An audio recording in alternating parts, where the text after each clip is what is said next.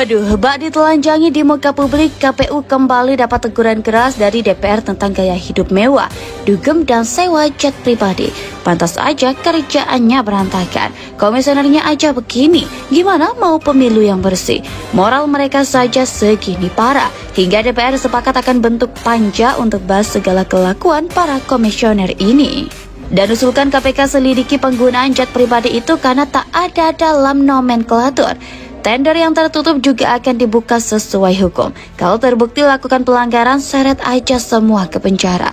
Usut juga siapa yang izinkan mereka lakukan itu. Meski dari pihak istana, hajar aja. Jangan lagi miliaran triliunan. Nah, ini akhirnya bukan apa-apa. Kaget ini. Punya uang 56 triliun tuh kaget. Akibatnya ada yang udah kayak Don Juan nyewa private jet, belum lagi dugemnya. Bukan kita nggak dengar itu, pasti DKPP tahu, nggak mungkin nggak tahu. Belum wanitanya, ya. Pak Hedi ini cengar-cengir aja nih. Jadi kedua Pak, terkait dengan PJ Bapak ada di satu daerah juga yang gaya dan kuasanya jauh lebih besar atau lebih muncul daripada seorang kepala daerah definitif. Ini catatan bagi Bapak. Mungkin juga pimpinan evaluasi PJ kepala daerah kita dilakukan segera di masa sidang ini.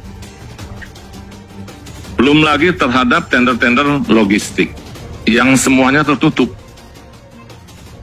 Ketua, saya minta Ketua tentang tender dan segala macam ini dibuat khusus untuk mereka melaporkan. Kita memang tidak masuk ke Satuan 3 kemarin, tapi untuk realisasi pertanggung jawabnya tetap menjadi pengawasan kita. Kemudian yang berikutnya untuk soal penggunaan pesawat pribadi, pesawat charteran untuk yang kita kita charter itu tujuan utamanya adalah untuk memastikan konsolidasi logistik dalam kepemiluan ini bisa dicapai dengan baik. Jadi sampai seberapa jauh mereka melakukan private jet ini, terus anggarannya di mana, Pak? Nomenklaturnya setahu saya kita bahas tahun lalu itu nggak ada itu transportasi itu. Nah ini kan melanggar. Jadi Pak Sekjen juga nanti buka aja Pak. Kalau mau masuknya pos mana. Karena ini kan ada BPK, di kami juga ada badan akuntabel. Nggak main-main ini urusan anggaran. Ini yang namanya gaya-gayaan atau mumpungisme itu atau moral hasad. Karena menganggap bahwa seolah-olah ini KPU ini jadi barang yang sangat penting, ditunggu oleh semua caleg, ditunggu oleh semua partai. Jadi mereka merasa mereka pejabat tinggi, padahal dia itu adalah teknikus, itu cuma tukang ngumpulin suara atau tukang bikin kotak suara kan. Ketua tadi itu urusannya logistik, tapi kan manifestnya tadi sudah ada 13 orang. Logistiknya mana gitu, pesawat kecil kan nggak bisa bawa apa-apa, kecuali ada di Papua sana, memang untuk angkutan. Dan model pesawatnya juga beda, bukan private jet. Nah ini juga harus kita ketahui ya. Nah ini pengaduan secara tidak langsung, ini adalah pengaduan Komisi 2 ini Pak Hedi. Tugas teknis, bagaimana petugas teknis bolak-balik dengan jet pribadi? Kan dia punya aparat untuk ditaruh di daerah-daerah dari awal, kan ada KPUD segala macam. Jadi kelihatannya memang kemewahan itu ingin dikonsumsi secara berlebih justru oleh pejabat-pejabat tinggi KPU. Karena kami mengadu kepada Bapak. Jadi Bapak jangan pasif terus. Ini resmi ini rapat ini juga resmi. Jadi harus diselidiki Pak. Apalagi Bapak mau minta anggaran. Kalau perlu untuk itu tambahan anggaran, kita kasih tambah anggaran. Tapi hasilnya dengan persoalan yang sama, ada kartu kuning, ada kartu merah Pak. Jangan kartu kuning lagi. Kelihatannya memang jadi lengkaplah kecurigaan kita bahwa tidak ada keseriusan KPU itu untuk mengurus pemilu, karena bagi mereka itu adalah pekerjaan yang ya udah tahu hasilnya kira-kira, dan mereka lalai di dalam mengurus hak rakyat untuk mendapatkan keadilan. Jadi nah, saya juga mau mempertanyakan ke Pak Menteri, dirjen-dirjen Bapak ini sudah banyak yang menjadi PJ. Apakah para dirjen itu masih melakukan tugasnya sebagai dirjen atau sudah fokus di PJ kepala daerah?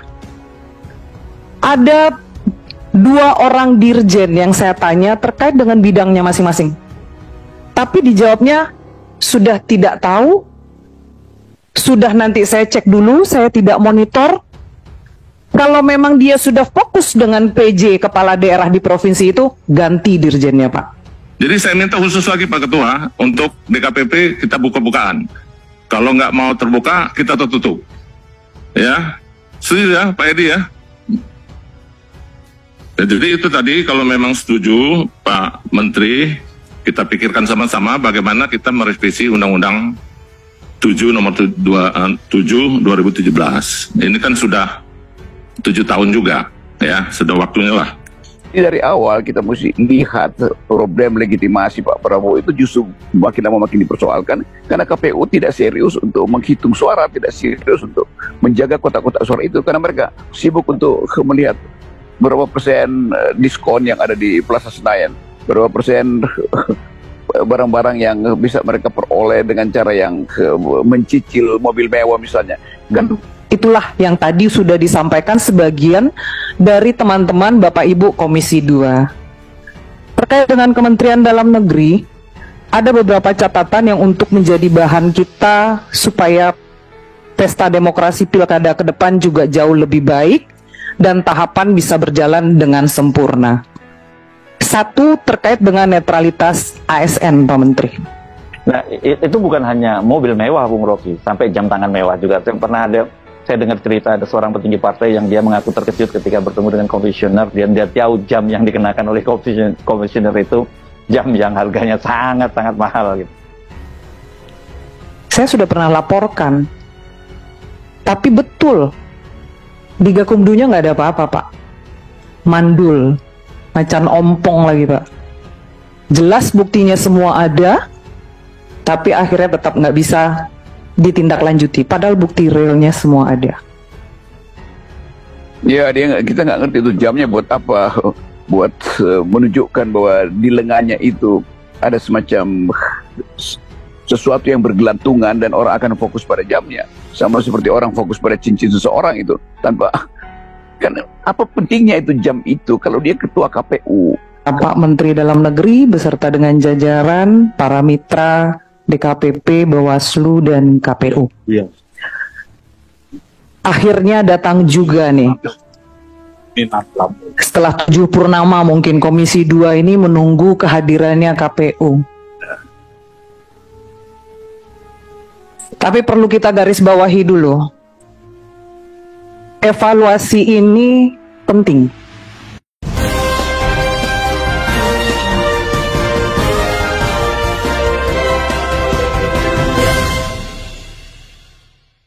Sindir gaya hidup pejabat KPU, anggota DPR mengatakan sewa jet dugem belum lagi wanitanya. Anggota Komisi 2 DPR fraksi Partai Golkar, Rizwantoni, menyindir gaya hidup para anggota Komisi Pemilihan Umum yang berlaga seperti tokoh fiksi, penakluk wanita Don Juan karena kaget mendapat anggaran triliunan rupiah.